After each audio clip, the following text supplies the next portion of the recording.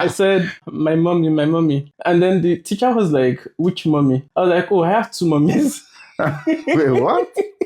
And she was like, what do you mean you have two mummies? I was like, yeah, I have two mummies. So all of us lived in the same house. We did everything together. There was no, this is one person's child, this is another person's child. My first instinct is to think very political and diplomatically, because you're thinking, what exactly is the situation? What exactly suits everybody? And what exactly is the way to go? So that kind of shaped my thinking. A political post has more value to any human life in Nigeria. And I'm like, yeah, no, that's not what I want to do. When things are looking like they're not what they should be, go back to what God has said concerning that matter.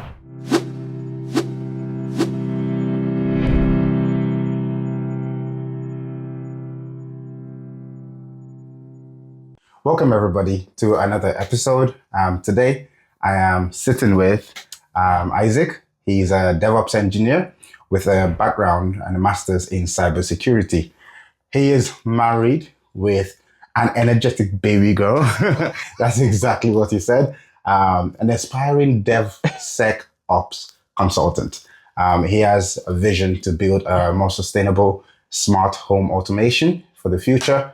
And he started going to the gym. Yeah. Yeah. So as you can see, there's a lot to unpack here.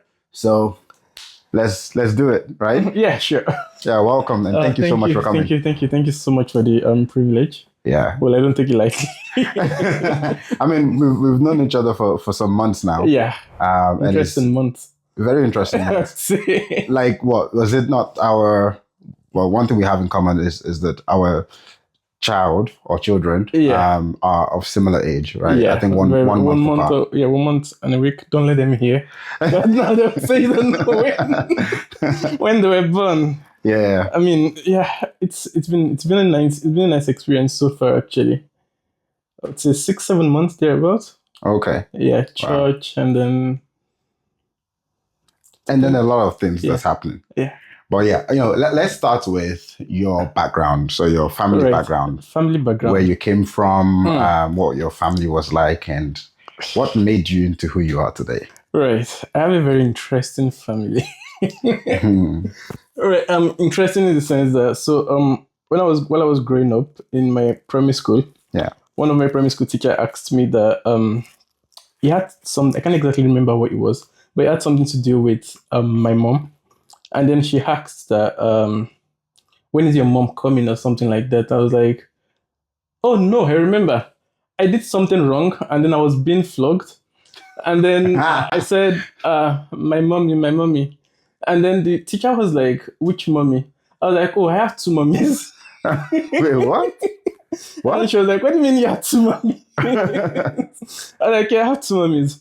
So this is the gist of it. It's a polygamous family. Okay. Yeah, it's a polygamous family. But the way my dad raised us, he raised us such that we never saw the polygamy in the polygamous family, right? So think of it as a front end and a back end, right? At the back end, the polygamous nature was there. I mean, two wives will always be two wives, right? But with us, the children, it was never like that. So all of us lived in the same house. We did everything together. There was no this is one person's child, this is another person's child.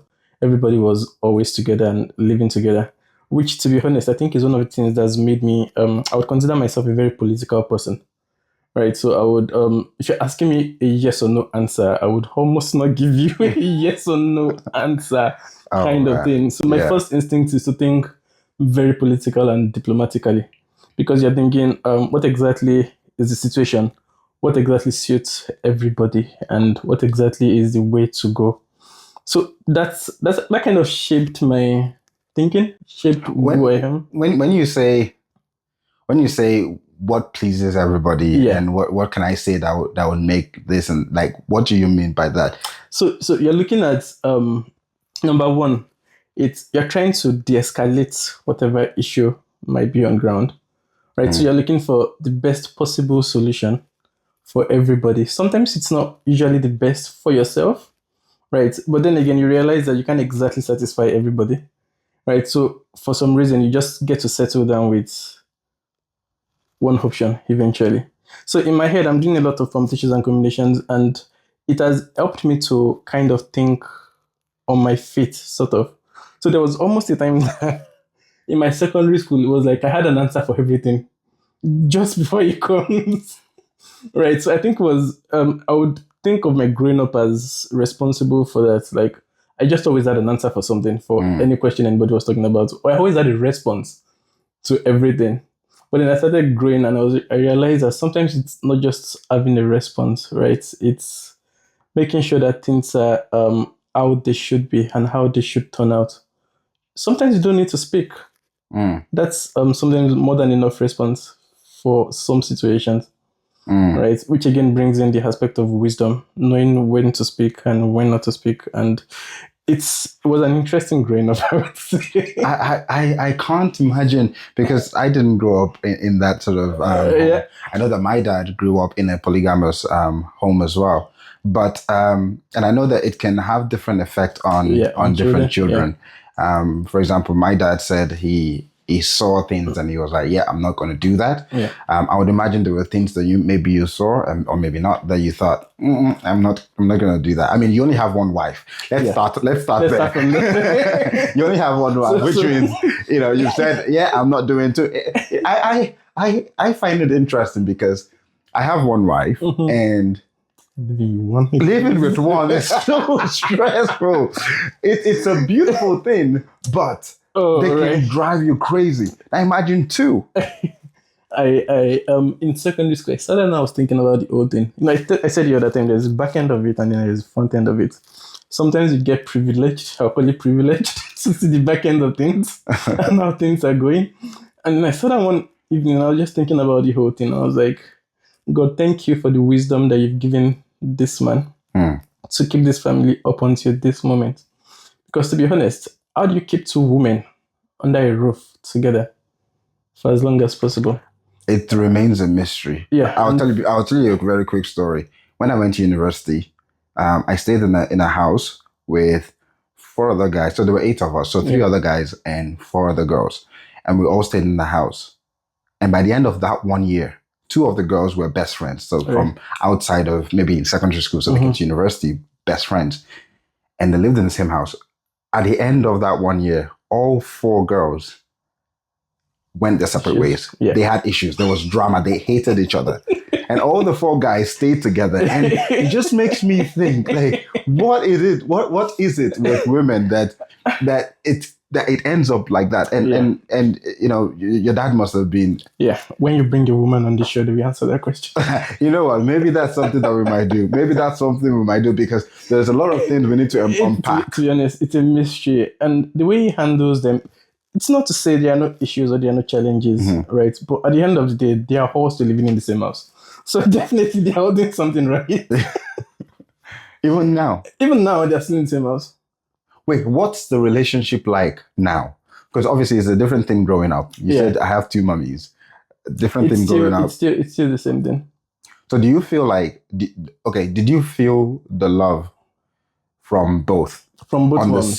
From both moms equally? No, definitely. No. Yeah, definitely no.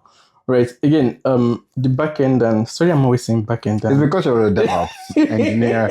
I mean, a DevOps engineer that doesn't use back end or front end has.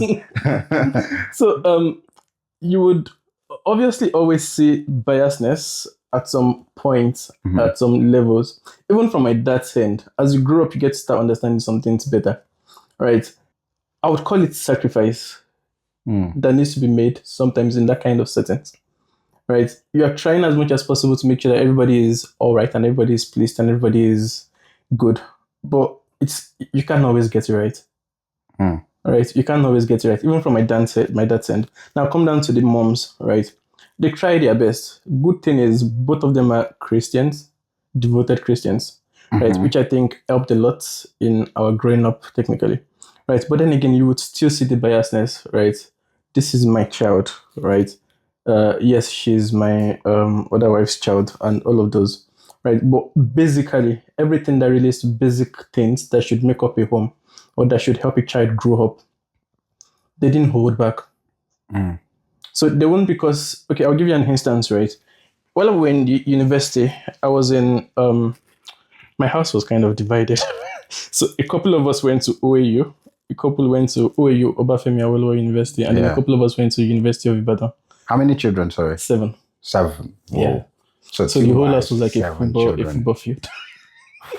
A football team. What?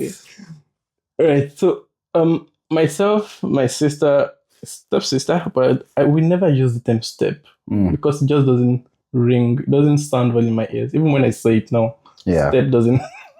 Yeah. So and then my older brother, we're in University of Ibadan, and then my junior brother, the last one, joined us. So whenever my mom had to bring food items or something to the house to school, she doesn't bring food item for us, myself and my brother. She brings food items for everybody. Right. I'll give you a very close example. We've already a number of us have relocated to the UK now. Myself, my elder brother, that's from my mom, and then my sister from my other mom are in the UK. If they have to send Nigerian food items, she won't say because I'm only going to send Nigerian food items to Isaac and Ezekiel. She sends food for everybody, and then it gets here and it gets distributed to wherever every one of us is. Right. Right. So it's anything that has to do with basics, right? Basics of life and whatever it is, they don't hold back. Right. Both of them, they try as much as it's in their capacity to not hold back from any other children. Wow. So that's why it makes it feel like I have 2 mummies. I mean, it must come with some benefits. but I have to sort of touch on the fact that you said that they're all Christians, right? That in itself can be controversial. Yeah. In the sense that polygamy and Christian. Yeah. What was it like growing up as Christians? Because I would imagine there would be a lot of judgments. There was. So this is one thing about me as well, because I try as much as possible to be as political as I can be. Sometimes I've learned to choose my battles. Right. Now, I'm saying that to say this. There were judgments, right? Even with in church, we attended the Apostolic Church in Nigeria, and that was our family church. We were all active in church, including my dad and both moms. Right, both moms were in the choir. My mom was in the ushering unit as well as the choir. My dad was always in one committee or the other. But amidst all of those, there is this post they call deacon. All right, it was never a deacon. Not because he wasn't qualified enough to be a deacon, but I never asked, right? But as I grew up, I came to the understanding of that must have probably been why he wasn't a deacon. Right. Right. But talk about committees and whatever in the church is most times leading a number of committees because of his personality, his establishment, and all of those, right? So they get to commit a lot of things to his hands. So sometimes he's even doing more than what deacons would do. He just doesn't carry a title. Right. Of a deacon. Right. Right. That's like the very obvious ones that I would say as challenges, so to say. But apart from that, I can't exactly point to anything else. It was whatever you were thinking in your head was your business. Yeah. It was your business. So no, I can't remember anybody ever coming up to me to say your dad has 2 wives or blah blah blah. Or, I mean, young men will probably be a bit more like, wow, that's nice. Yeah. It's right? Nice. Because you can imagine that a lot of young men will be, thinking about that. But obviously, one thing I did want to figure out was, we did say that there must have been some benefits to it, but there must have been some disadvantages to it. From your perspective, what would you say were the benefits? What would you say were the disadvantages? Benefits, like what I said earlier. Food is always coming. So this guy, man, you like food. I mean, we all do. There was always supplies. Another benefit of it was this, right? The children, all of us, we of course we're all different age groups. Yeah. But it was almost like a set of age groups, if you know what I mean. So like if somebody is, for instance, now I'm about 29 years. Right. My junior sister, which is my stepsister, is about 28 and will be 29 in September. So I'm 29 in January. Right. So it's almost like that. So another advantage that came with that was that if I have any issue and I go to my dad that this is a problem and blah blah blah, he doesn't have to bother himself about that particular problem. So the next thing he's telling me is go and call your sister, your elder sister, blah blah blah blah blah, and talk to your elder sister about it. And then you call my elder sister. Isaac said, yeah, oh yes, we've discussed it, and blah blah blah. Finish. Right. So for him on his own end, what he did was he took the elder ones and poured himself to them, so that they can be able to pour themselves to the younger ones. So that way he doesn't have as much work to do raising everybody. Smart. Very smart. Right, so now I have my junior brother in Nigeria trying to get to the UK. My dad doesn't have to bother himself about it. So he's like, call Isaac. Like, hey, go, how far? Alright, so I'm like, okay, yeah, do this. What do you want to do? Blah, blah, blah, blah, blah, blah, blah. And next, daddy, this is what we discussed, and blah, blah. Okay, fine, finish. So he doesn't have to bother himself. He doesn't have to bother his head about all of those things because he's done the work earlier on. By having the 7 kids and yeah. That's an advantage. Disadvantage of it is, like I said, you would always have the biasness, right? And sometimes it could get as bad as you thinking one person is being neglected, right? And again, the back end of things, then we didn't have issues with settling problems or talking to daddy or talking to mommy about one thing or what challenge or blah blah blah, because then uncles and aunties were holding that position. But now that we've all grown and understand how things function better, that responsibility has now shifted on to children.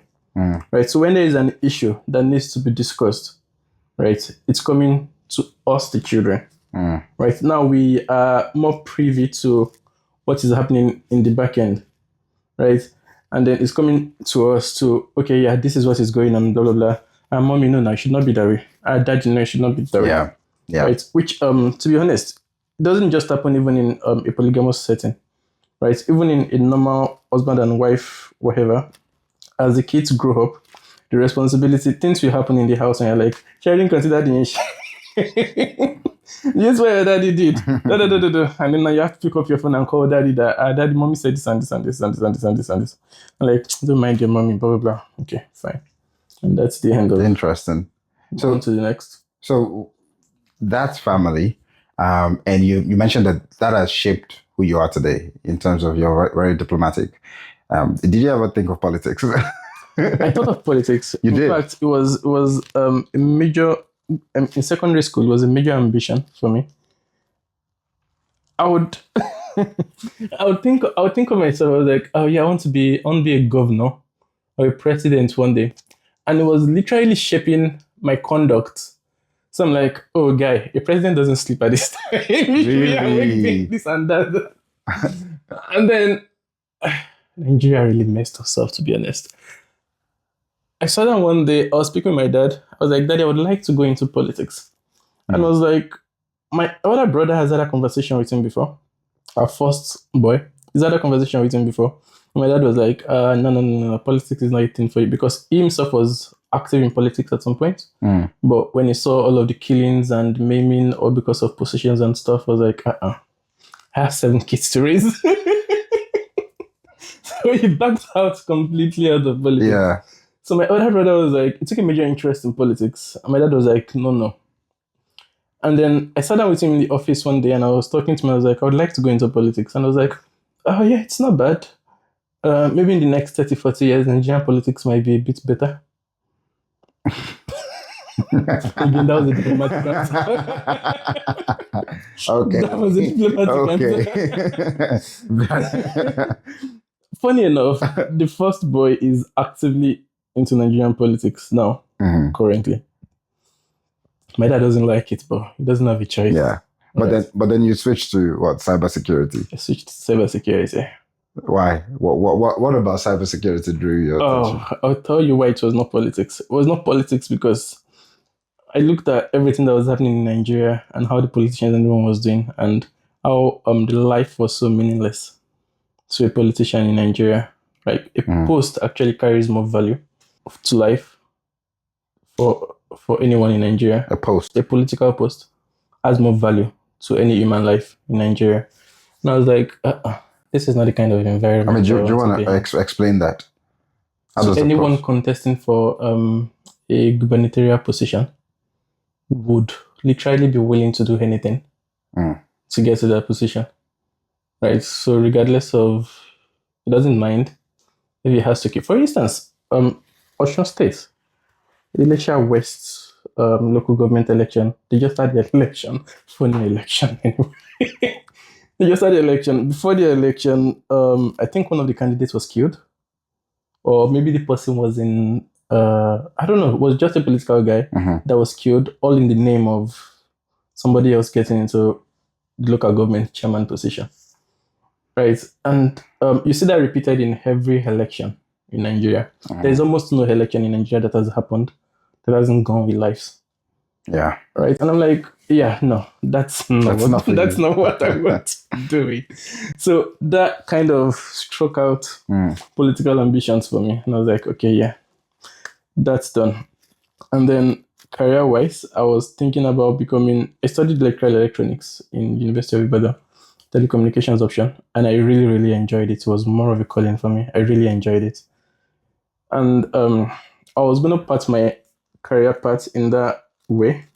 Right. So I had an internship after my school. I had an extra internship. That's apart from the 6 months internship you have in school and stuff. So I had like a few months internship in one of the networking companies in Nigeria, CWG. And it was quite an interesting experience. And what happened afterwards, that was when NSAS happened. Oh, yeah. Yeah. At that period, I was preparing for CCNA, and then NSAS happened, and I had to, funny enough, the day I left home, I left the office because I was staying in the office, like sleeping and waking up in the office because of the whatever. Yeah. So that day I got very sick, like very, very terribly sick. I called my auntie and I was like, okay, come on. So I was on my way home. Just after I got home, that was when the whole killing thing happened at Lekki Phase 1. The NSAS, yeah. And the NSAS thing and all. And it was so devastating for me. And I thought about it. I was like, this whole SARS thing started up from police people stopping innocent citizens and calling them fraudsters and extorting them on that basis. Right? What if we had a more informed environment, actually? Like a more informed police force, right? That you would not just profile just anybody you would see, but you would act based on actionable information, actionable intelligence, right? And I was like, yeah, that's something cybersecurity can do for you, right? So you have a set of people that understand inflows of information and outflows of information, and they're able to monitor what exactly is going on, and you can act intelligently rather than just accosting anybody on the road and calling them calling them fraudsters and stuff. But again, that whole thing was all boiled down into extortion, right? Everybody was looking for a way to make money in Nigeria. Nobody cares about any other person, right? So that was what informed the whole process of cybersecurity. At that point, funny enough, it was God just ordering my step. While I was thinking about that, I talked to my dad about traveling out of Nigeria for my master's, but I was like, not yet that. Start your master's in Nigeria, and then you can go for a PhD outside. So the whole NSAS, COVID happened, and all of those. So I was in the kitchen that morning, and my auntie came to me and was like, tell me exactly, what are you studying in Nigeria? Yeah. And I was like, good question. Very good question. At that point, Esther was here already in the UK. Mm-hmm. That's your wife. I was like, why are you studying in Nigeria? Wait, did you guys know each other before? Yeah, we met in UI. Oh, okay. Yeah. I was like, oh, okay. So at that point, what's it called now? I had a disposition to apply for my master's, and then I already knew what I wanted to apply for. I knew what I wanted to do. My statement of purpose for master's application was exactly based on what I just said, and it was very, very interesting to those that read it. And they messaged me back. In fact, I applied for cybersecurity, IT with cybersecurity, which was supposed to be way lower than cybersecurity. And then they got back to me and were like, oh, we got your CV and your statement of purpose and blah, blah, blah, and your application. And we are pleased to offer you the admission. But however, the course you applied for, your CV and your application kind of outweighs that particular course, and we are willing to offer you course cybersecurity for your program. I was like, all right. That's great. As long as I don't have to pay more. Yeah. I was like, yeah, okay, that's interesting. That's exactly what I was looking for. I was like, okay, yeah, cool. And that was like going into cybersecurity, studied cybersecurity, my master's in cybersecurity, which was an interesting one actually in Aberdeen. So yeah. Awesome. Well, there's a lot of things that's in your story, right? With the NSARS and polygamous family and all of that, and looking into politics and then saying no, backing off, not for me. And then also, you mentioned your wife there. You met your wife in Nigeria. You went to the same university. Yeah. Yeah. How did you do long distance for a while? We did long distance. We did actually, but it wasn't for too long. Well, actually, how long have you known each other before you got married? 5 years. So you weren't in a relationship for those 5 years? No, we're not in a relationship. Just friendship. 5 years, just friendship. Okay. So that was while we're in UI. So I met her while she was in 200 level. No, I wasn't 200 level. She was in 100 level because I came in through direct entry.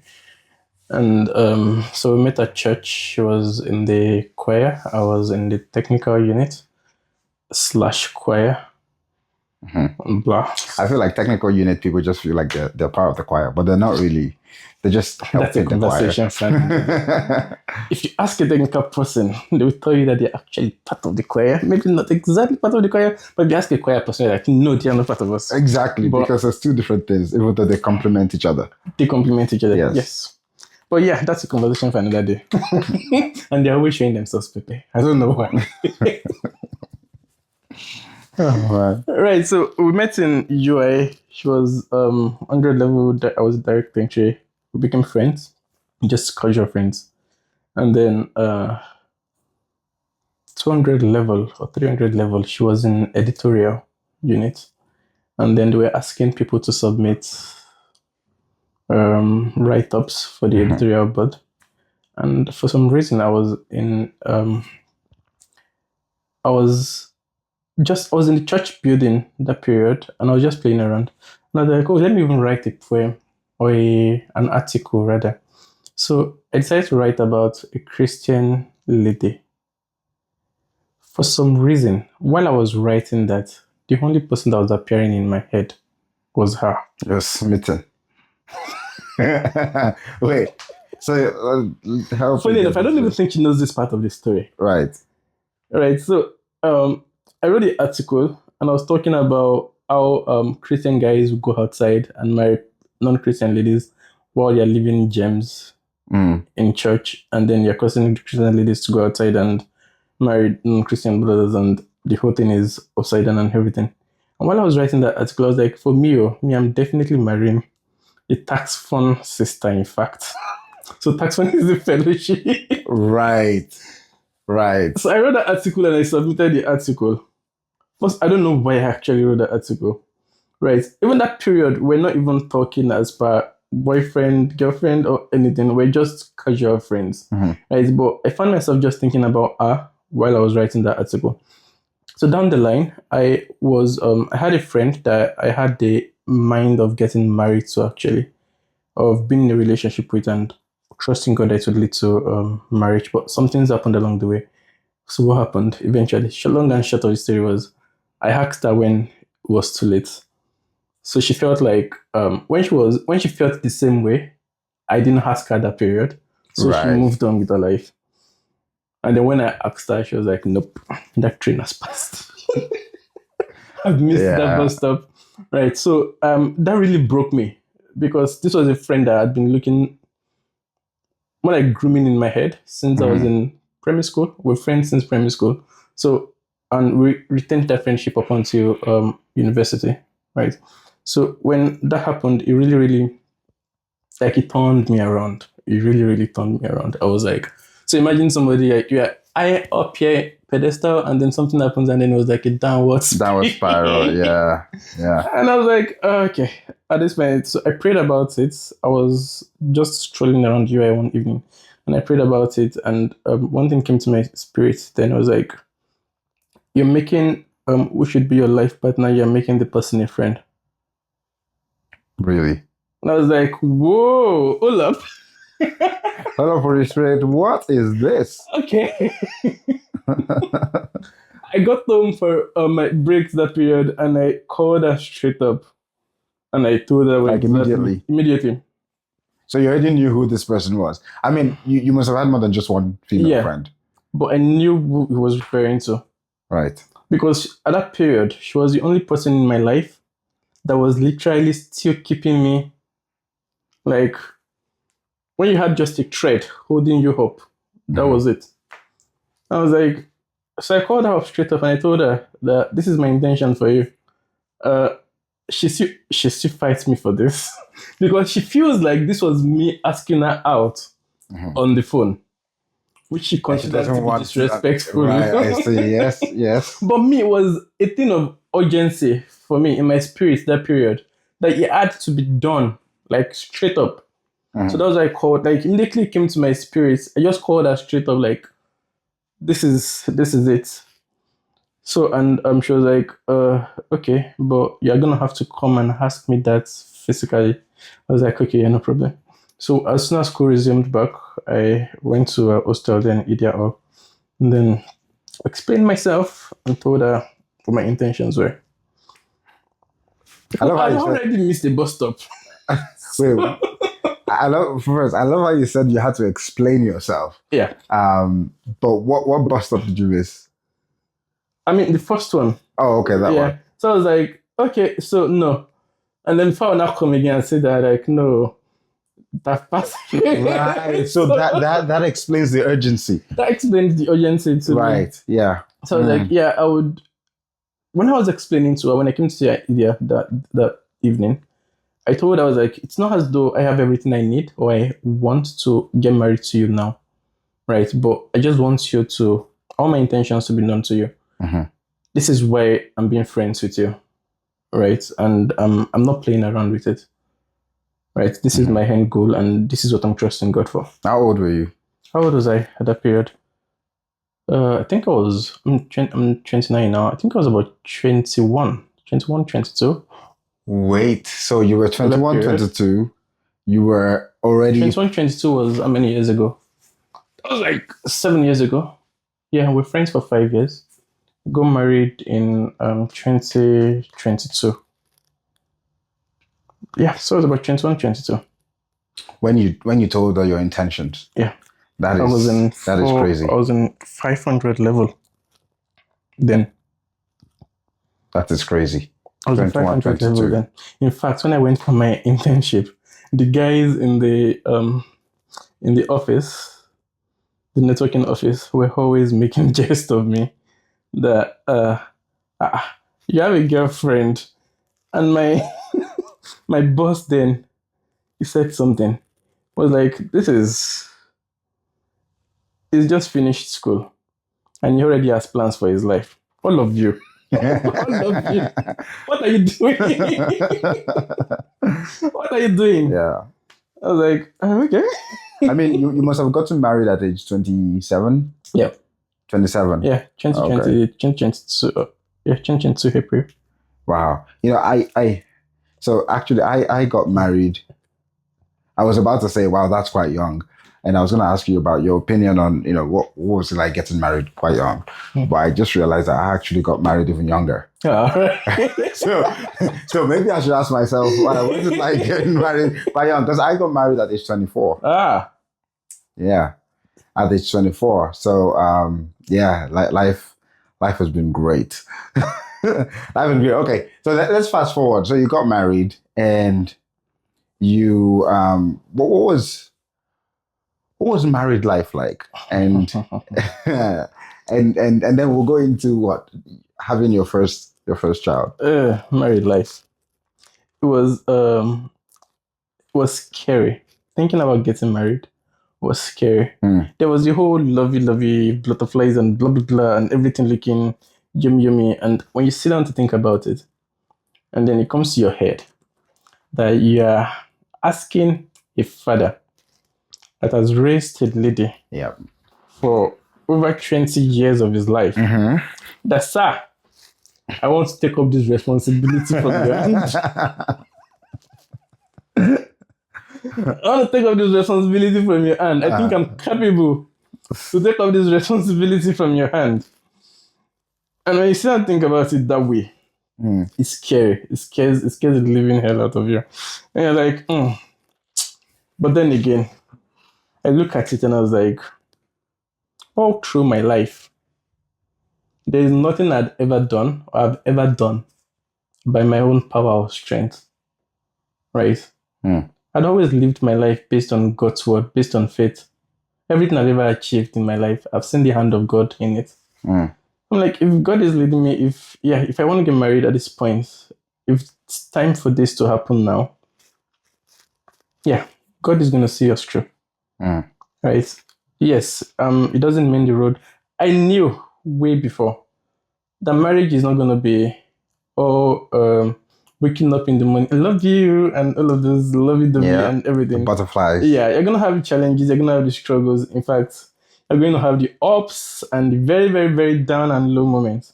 So for some reason, I kind of prepared my mind for periods like that, for things like that. So was it, because a lot of people, especially on social media, what you see is what people want to show you. Yeah. And a lot of the things that people show you is how beautiful and magical marriage is. But for you to have had that understanding that it's not going to be all like that, was it from experience in terms of what you had seen?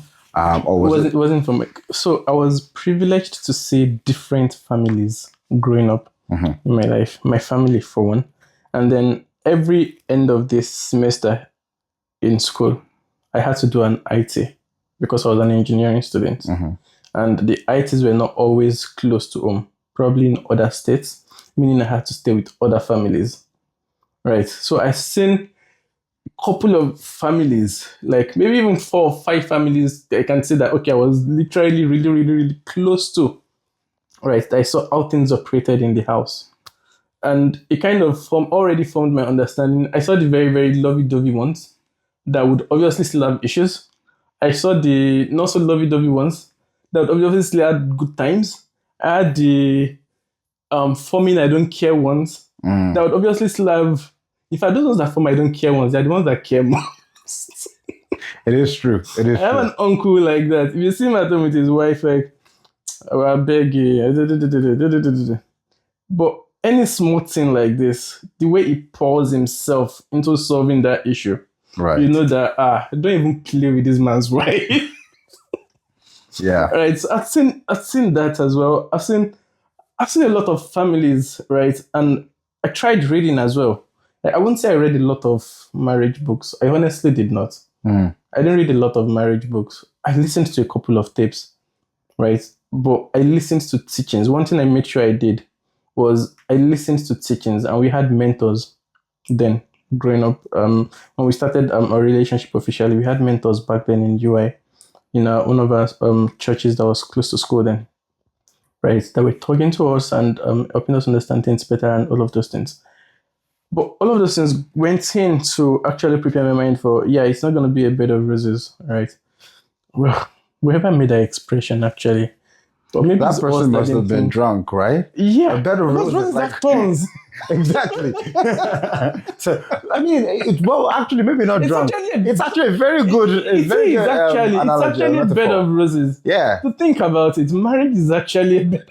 It is, because I mean, let's not dwell on that so that our wives don't see this. So what do you mean? What do you mean?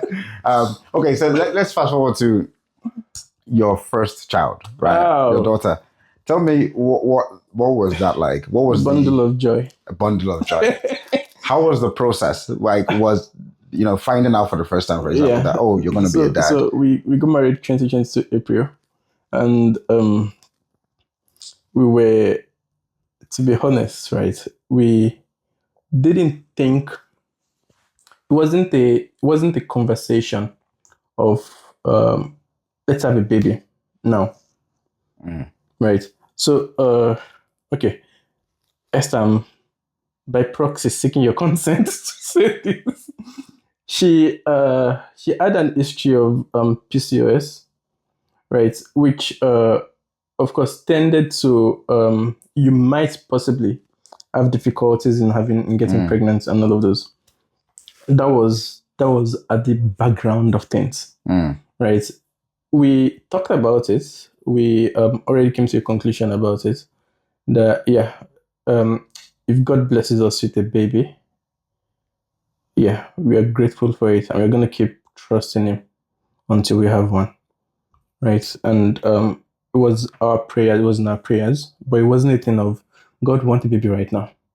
Yeah. Right. But funny enough, we attended a couple of meetings, prayer meetings, and it was, for some reason, it kind of came up on the surface. And then one of the prayer meetings we attended, Apostle Shegun Obaje, he came to Newcastle. It was is a settlement for God's Love Tabernacle Church in Nigeria.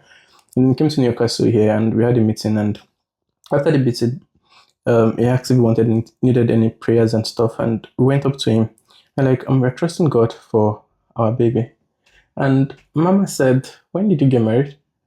Like, April 22. I was like, oh, okay. Like, you're just getting married. Why are you trusting God? What is the issue? What is wrong?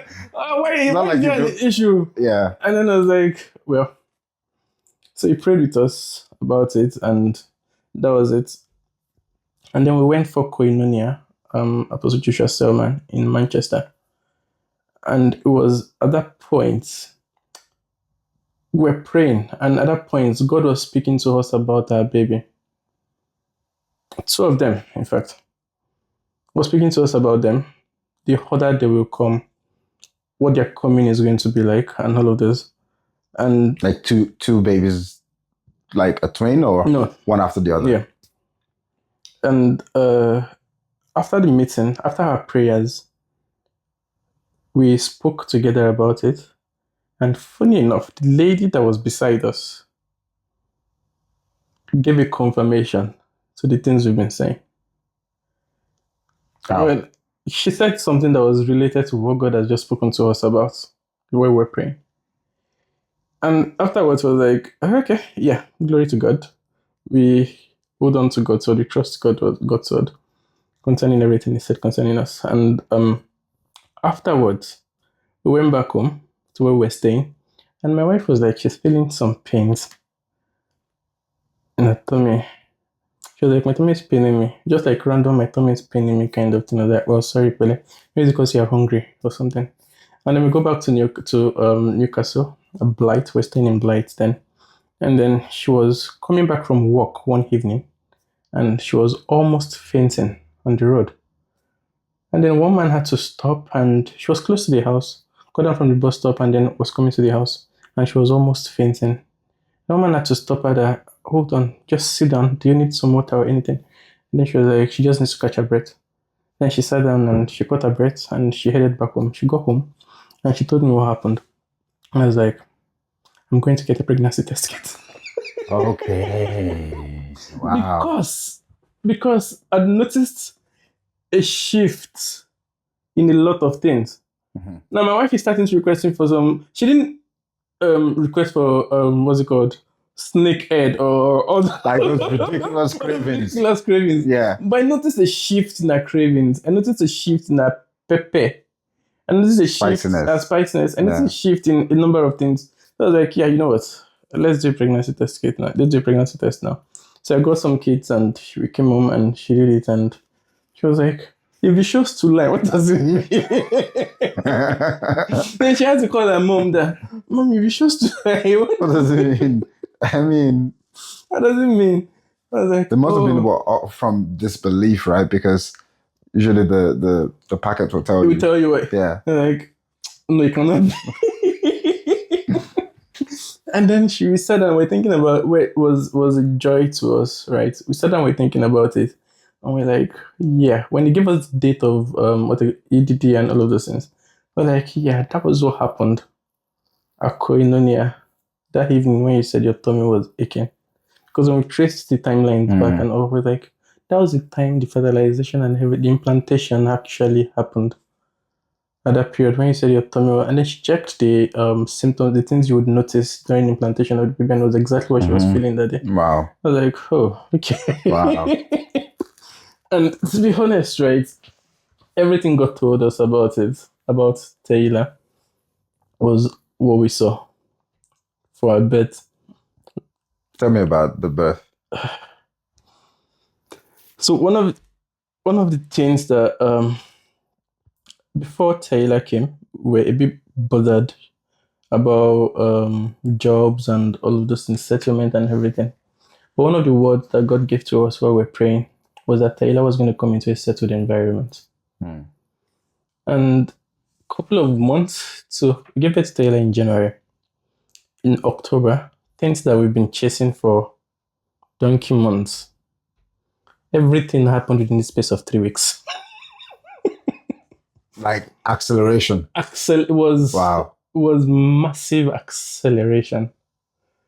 For some reason, God raised people that I only worked, in fact, I only had a meeting once with this man. And by the time I saw the email of threats that had been going on my head, my manager was really nice, David Parker. It was really nice. And it was pushing for things for me, but then it was very, very restricted in the things he could do. So I was in the office one of these evenings and I was praying. Whenever I come into issues like that, I'm trying to work through something and I face a challenge and I'm not able to. I've tried, and I'm not getting any answer to it. I take some minutes off my desk and I take a stroll. And during that stroll, I spend some time praying in the Holy Spirit for directions and for guidance. And trust me, it works all the time. So I just go back to my seat, sit down, and I see something I've not been seeing before. Okay. So yeah. I was on one of those strolls thinking about this matter, and then the Holy Spirit said, reach out to this manager. I went to my desk straight up. I'm like, hey, my internship is coming to an end, and I'm looking for a more permanent role. If you have anything for me that I would really like to. And then immediately responded to me and I was like, hey, Isaac, what's up? There's something I've been working on for you. But there's just been a lot of blockers. I will let you know when anything happens. And that was the end of that conversation. Wow. 2 weeks after, he reached out to me. I was on holidays. He was like, hey, Isaac, what's up? I see you on offline. Are you on break? I was like, yes, I'm on holiday. I was like, oh, okay. When you're back to the office, there is, let me know. There's a job opening that I want you to apply for. And then I go back to the next Monday, and then I called him. I messaged him that I was in the office. I was like, okay, yeah, apply for this opening and blah, blah, blah. And I was like, oh, yeah, I've submitted the application. I was like, have they go back to you? I was like, no, not yet. And then I was like, okay, no worries. He ended the call. And then he came back, like, before he immediately ended the call, I saw a mail from HR scheduling me for interview. Wow. Scheduling me for interview. We did the interview. The week after was a massive, God, it was a long interview. It was a kind of hour-long interview with 3 managers. Like, it was grilling. Like, it was grilling. We finished the interview, and then the Monday after, he messaged me. I was like, have they reached out to me yet? I was like, no, not yet. I was like, okay. And then he called the HR. I don't know what he told the HR, but he must have blasted the HR. This is because crazy. They even missed their processes. So usually they will send you an offer letter, right, before sending you onboarding processes. They sent onboarding processes before the offer. You must have been like, what is going on here? Like, before offer letter, they sent onboarding processes, and I was like, okay, I have not even seen the offer letter. So he called me and was like, have they reached out to me now? I was like, yes, I got an email for onboarding. I was like, oh, okay, they've not sent offer letter. I was like, no, not yet. I was like, okay.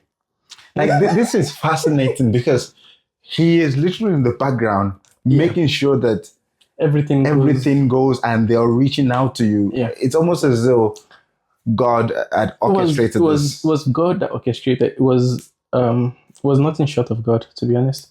That same period, I did my driving test. And I got my driving test the same day I did my driving test. I didn't have to do a receipt of driving Right. test Yeah. or Yeah. anything. Yeah. Right. So it was literally everything just coming in line. As soon as And you I found told, out Taylor was to be and born. I told, in fact, it was just a couple of months to, about 3 months to us giving birth to Taylor. During that period, Esther was really worried that how will all of these things be and stuff. And I was like, this is what God told us about Taylor, starting from agenda to every other thing about her, what her growth was going to look like, how she was going to come in, and all of those things. Now, let us trust in what God has said to us. Let's hold on to what God has said to us, right? And those are the things that could, which is one thing I would always tell anybody, right? When things are looking like they're not what they should be, go back to what God has said concerning that matter, right? Because that's the only thing that is true. Your current situation is not true. It doesn't mean it's not existing. It doesn't mean that's not what you're in now. But that's not the truth. God's word is the truth. Right? Go back to what God has said to you concerning that matter and hold on to it. And keep confessing it. Keep praying with that word that God has said to you. Right? And you would see things fall in place. Which is exactly what happened. Right? So you're saying before even the conception of Taylor, you knew how she would, what her growth would be like, the gender and everything. we didn't that happened while we're at the Koinonia meeting, which was when we did the backtracking, was the same period when the implantation and everything occurred, right? And we're just praying and trusting God for our baby, right? And those are the words that God gave to us. We're like, yeah, we're gonna hold on to this word and see what God is going to do concerning it, which was what exactly happened for us. Wow. Wow. And Taylor's coming was another interesting story. So she was my mom is a nurse, a delivery nurse. She used to be a labor ward nurse for a very, very long period of her career. And then she went to antenatal. So she came down to the UK when we were going to give birth to Taylor. And she went with us to one of the scans. And then she saw the baby in the ultrasound scan. And well, we saw the doctor. The doctor was like, yeah, the baby's doing fine. She's positioned properly and blah, blah, blah, blah, blah, blah. We got to the car that evening. And my mom was like, the doctor didn't say there was anything wrong with the baby's positioning. I was like, no, they said she's fine. And they're going to do induction for Esther because she was marked as high risk for some reasons. So they're going to do induction and all of those things. And we're like, okay, no problem. She didn't say anything after that. And then the day of the delivery came. It was a Thursday evening. Went to the hospital. They started induction Thursday evening. Thursday evening, Friday evening, Saturday evening, I think. Nothing was happening. She had gone through all of the stages of induction. There was no, dilation. Said the dilation was just 2 centimeters. 2 centimeters. They had done everything that needed to be done. My wife was literally exhausted. Right? It was as though life was living. And then I was like, can we please do a CS for her? And the doctor was like, no, that she chose to have natural birth.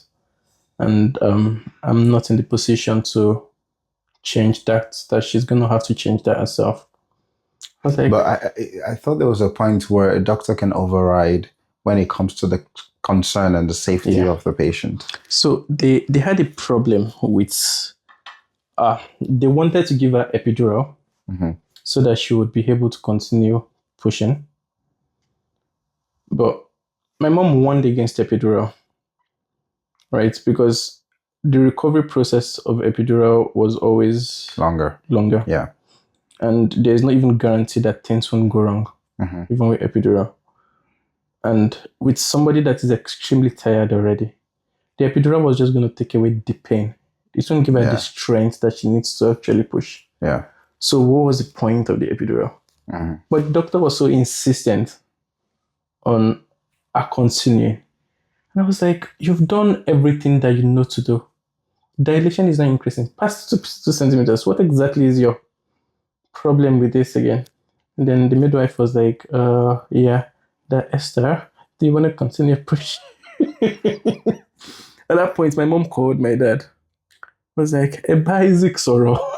So Isaac go, you're gonna share more. If anything happens to this child, I'm going to. So my dad collected the phone. Then Was my dad was that's like, your mom? my mom. My dad was like, Isaac, why have they not done CS yet? I was like, that they said I can't change.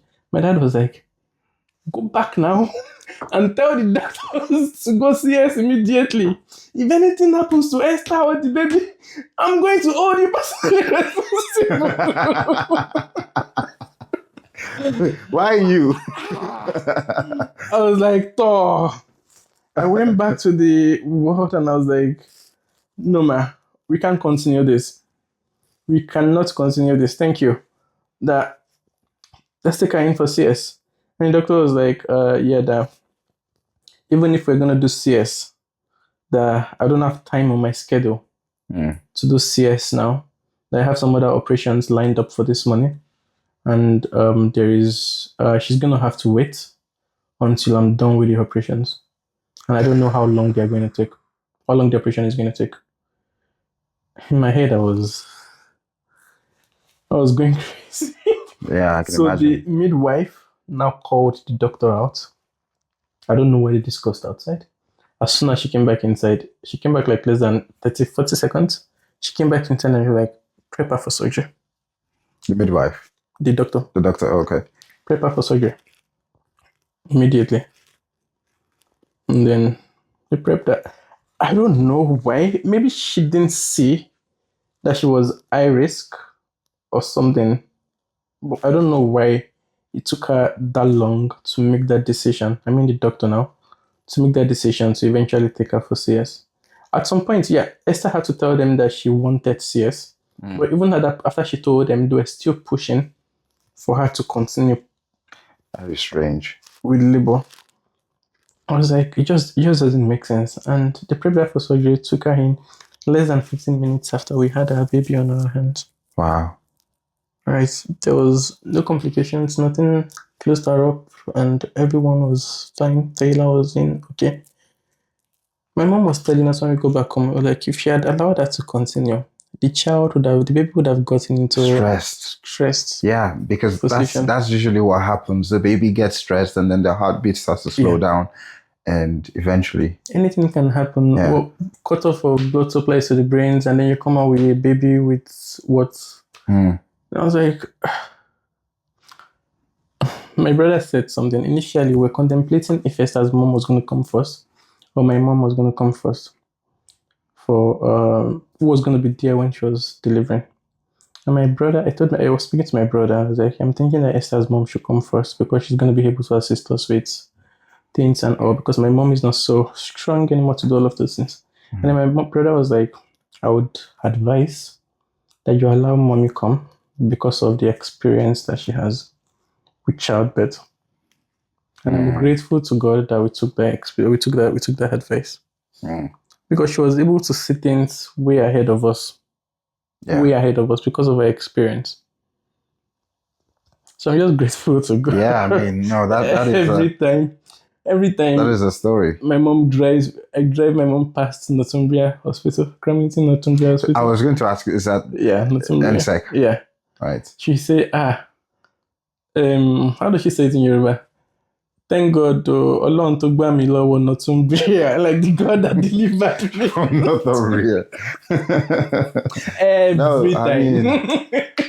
I mean, what a story. I was like, wow. I mean, it's quite weird because we had a different experience because we also had our 2 boys at NSEC.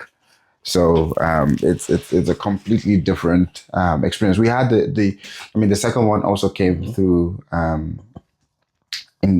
She had to be induced for the second one because of high risk and diabetes and all of this stuff. And it's my story is a bit different in the sense that basically we the baby wouldn't come. So we had epidural, we had everything. The baby just would not come. And we were sort of, it needs to be a bit 10 centimeter dilation. Yeah. We were stuck at 5. So it was 5 centimeters. I say we, like, what did I do? like, what did I do? I was just there like, you can do this. You can do this. So she was stuck at 5 centimeter dilation, and it wouldn't go. So the doctor would come in periodically, maybe every 30 minutes or something, to check, and the nurses, the midwives, and nothing was happening. It got to a point that they said, okay, we're going to have to take her to surgery to get the baby out. And, the heart rate of the baby was starting to slow down. And my wife is like, I really don't want that. I want a natural birth. Okay. And then we had to, I called her parents, called my parents, and then they both said, take her to surgery. Let's, that's what they always say. Go to surgery, get the baby out. But I knew that that's not what she wanted. And she got a point where she was also leaning towards the surgery. And I knew that, no, that's not what we agreed to. And that's not what God said he was going to do. So I decided to pray. So I prayed with her, and then I was just praying and praying and praying. So the doctor comes in 1 minute, checks, it's still at 5 centimeter dilation. Okay, we're going to give you, and I said, doctor, can you give us 10 more minutes? If after 10 minutes, it's not 10 centimeter dilation, then we will do the surgery. Doctor says, okay. So doctor leaves.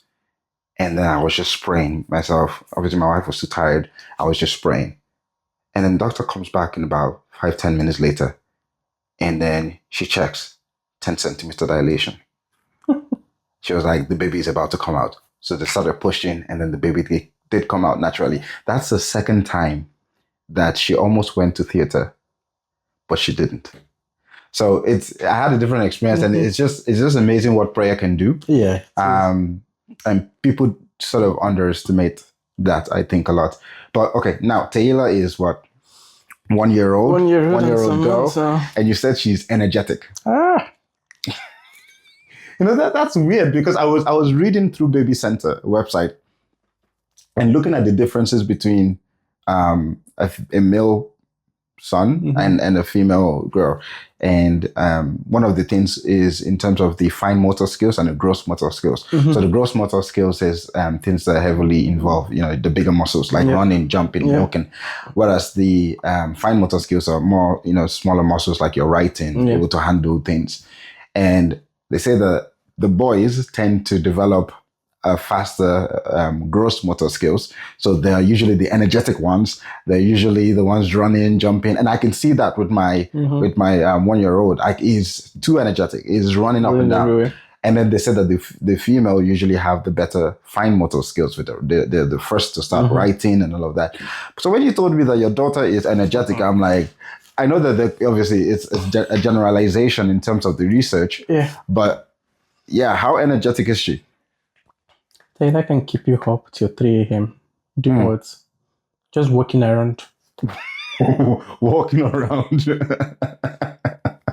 So you carry her. It's time for bed. She's had a bed. She's been fed. Teeth brush. She's changed. Ready for bed. You've read to her. You've prayed with her. Taylor, it's time to go to sleep. And then you carry her. Put her on her bed. And then she climbs on her cot.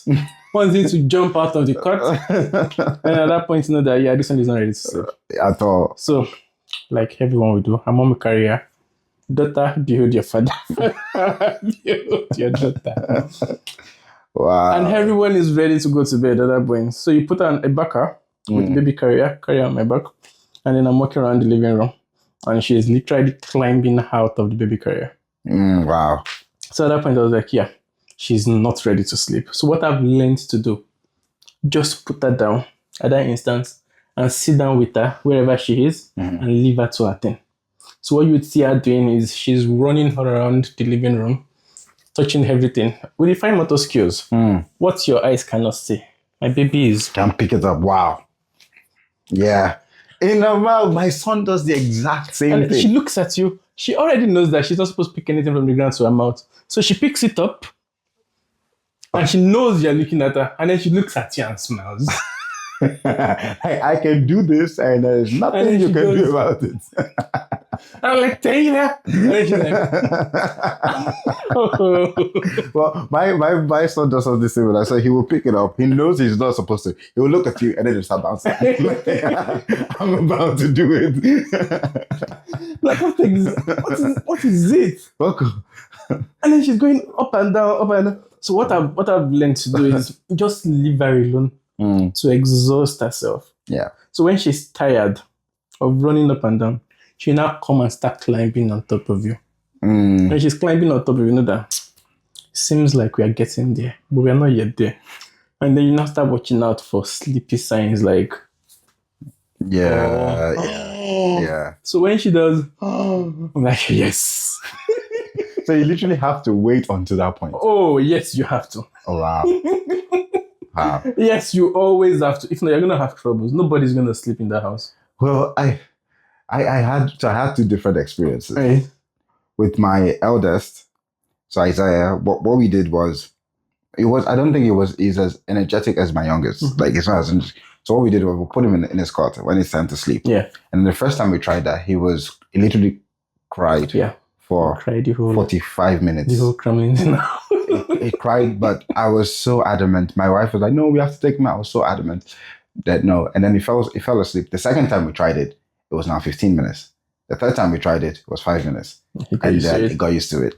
And then we did the same thing for our younger son, where we would put him in the cot, and then he didn't cry for 45 minutes. I think he got used to it much faster. And I think he tired himself out. So the fact that Taylor still has the energy, even past 2 a.m. or whatever, to not be tired, because my son is tired. Once it's 8, it's his bedtime, 8 a.m., 8 p.m.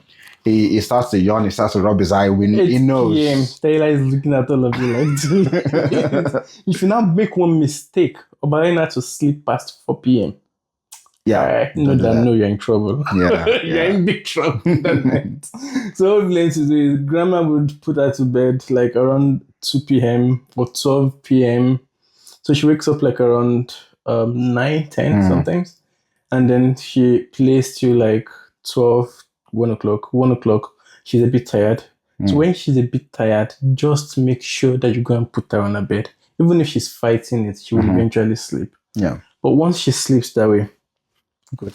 You can be a little bit assured of a restful evening. Right. But now make sure that sleep does not pass 4 p.m. Because if it passes 4 p.m., she has too much energy. She has too much energy. Much energy. She literally climbs up the stairs herself. Yeah. So she comes down. So now you have to make sure that all doors are closed. When we're in the living room, you have to make sure that all doors are closed. We're upstairs a couple of days ago, myself and my wife. She just got back from work. She was in the living room with grandma. Grandma was doing something. For some reason, the door was opened. The next thing I knew, my daughter was standing by our door. I was like, my wife was like, she came up. Grandma was like, shut the door, kid. That's the thing as well. They're so sneaky. They're so sneaky and so fast. My son does the same thing. They're so sneaky and fast. The moment they see that staircase, they look right, look left. There's a challenge. Gone. They're gone. No, it's amazing. It's amazing. And how would you say, I guess, being a father has changed your life, and the differences between being just a husband to now a father? Being a father, so the way I see it now is all of those sleepless nights. I'm like, I carry out one of these evenings and like, I am tired. I've been to the gym. I had to walk because I take like 2 hours to spend in the gym. So that goes like from like 12. 2 hours in the gym? Yeah. From like 12 to 2 if I go by 12 o'clock. What are you doing in the gym for 2 hours? Oh, I have a very, very wonderful instructor. You have an instructor? Mr. Adejuwon. Oh, that man. So you can... So you know we are doing in the gym for 2 hours. Even then, what are you doing in the gym for 2 hours? What are you training? Well, again, all the muscle parts, but we have like a routine that we follow. Again, what makes it 2 hours again is because he's trying to instruct me on what to do, right, and making sure that I'm in the proper form and all of those things. So that takes a bit of time as well as what you're doing, right? So like, I'm tired, I'm exhausted. I just gotten back home. But all of those don't count. Nobody cares about all of those. Because when you're back home, there is your wife that needs to be attended to. There is your lovely daughter that needs your attention. Yeah. And it's just like, yeah, I'm tired, but that tiredness was for yourself. Right? So put that somewhere and jump into this job as well, right? And then you get back home, pick her up, especially the nights when she's having all of these tantrums at night to sleep and all of those. Pick her up. Every other person needs to get to sleep. So again, it's just shown me a different level of sacrifice. There was an evening, I literally picked up my phone and called my dad. And I was like, sir, I just wanted to say thank you. Seriously. I just wanted to say thank you for everything you did for us as growing up. That's I really appreciate it. Yeah, I know. 7 And I was like, oh, okay. You understand now, right? Now I understand. Now I understand. And it's only one that I just How many are you hoping to have? Two. Two, right? By the grace of God. I mean, I'm not going beyond that. No. I mean, they are great, the bundle. And if you can manage it, you can do it. I started with an aspiration of having 4. Okay. And then I considered cars. I don't want those big, 7-seater cars. I want a usual, either a small SUV or a normal coupe. And they have 3 seats, seat for 3 at the back. And I'm like, oh, maybe I'll have 3. And then I had my first son, and I, 1 is okay. 1 is like perfect. But then I realized that one needs somebody to play with. And then so maybe just one more. But that's it. But it's been fantastic. No. Speaking with you and learning about your story. Much, and I know you have a lot of aspirations for your daughter in the future. Maybe just share one. What's the one? Before you say that, I have 2 sons, and let's say if I were to have another, which is I don't want to happen, it would be a girl. I would want a girl. But having a girl scares me. Wait. The generation. What? The generation that we're in. The generation that we're in. Yeah. For sure. Having a girl scares me. I would love the girl. I would love to have one, but I know what men are like. And I think if I were to have a daughter, I would probably be like, have you seen Bad Boys, the movie? Yeah. I'll probably be like that. Like, what are you here for? like 5, 6. 6. I'll call every one of them. Yeah, when flexing muscles, like, yes. And I just imagine that would be me, because I think that's the point where they get to a point where puberty hits and they start to have all these affections, and boys start, because the difference is that for a boy, you don't get as much attention from girls until you're at a certain age. Yeah. You've accomplished something. You've done something. That's when you start to get the attention. But from girls, they're born with it. They're born with it. They're born with it. So that's what scares me. I'll tell you one thing that I saw with my dad that worked for our ladies. It's almost for every one of us, but for the ladies, it's a bit different. I'll give you an example. Where myself, my junior sister, she was in UI, and then she fell sick. And called my elder brother that Nika is not feeling fine, blah, blah, blah. Went and checked up on her. She got admitted to the hospital in school. And then called my dad in the evening that, Daddy, this is the situation of things on ground. Nika is not feeling fine, and she had to be admitted. By 5:30, the next morning, my dad was in Ibadan, all the way from Malaysia. That was about 3-4 hours drive. Yeah. Wow. Yeah. So there was one thing that told me, that showed, and it was this: pour all the love that exists, that can ever exist, into your daughter, into your girl child. So much so that when anybody wants to come and show her what type of love, they're like, you're playing. I have seen this before. And you're playing. What is this? No. And you would see it actually dictated the confidence that all of the girls in our house that they have. Right? Nobody, and before you come self, you say you check yourself. And you're looking at her and you're like, oh more, she have fits like this. But ultimately, for me, for her, right, there's this one prayer that I pray for her every time. And it's that she's taught of God and great is her peace. Right? Because there's so much for us as parents. Yes, we have responsibilities to teach our children. Right? And I'm grateful to my parents because they taught us so well. All of us. They taught us so well. For me in particular, right, it gets some point in my life that I'm wanting to make some mistakes. Right? But because of what they've taught us and the road, the Bible says, show your child, the path that they should go, and when they are grown, they would not depart from it. Right? There is always this mercy and the grace of God based on what you've learned growing up that pulls you away from danger. Right? For one reason or the other, even with mistakes that you're trying to make yourself, some things in your spirit will just not agree with it. And just be like, you just know that this is not for you. Right? There's a level of teaching that that's required for us as parents, right? And again, it's God Himself revealing Himself to these children, right? To them. And then so much so that they know God for themselves.